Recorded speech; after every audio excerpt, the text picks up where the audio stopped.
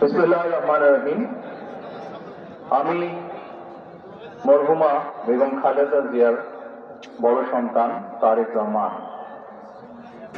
আমি আজকে এখানে উপস্থিত সকল ভাইয়েরা এবং বোনেরা যারা উপস্থিত আছেন,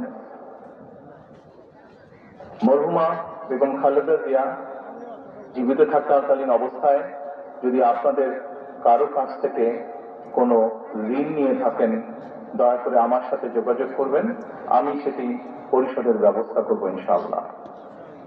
একই সাথে উনি জীবিত থাকাকালীন অবস্থায় ওনার কোনো ব্যবহারে, ওনার কোনো কথায় যদি কেউ আঘাত পেয়ে থাকেন, তাহলে মরহুমার পক্ষ থেকে আমি আপনাদের কাছে ক্ষমা প্রার্থী।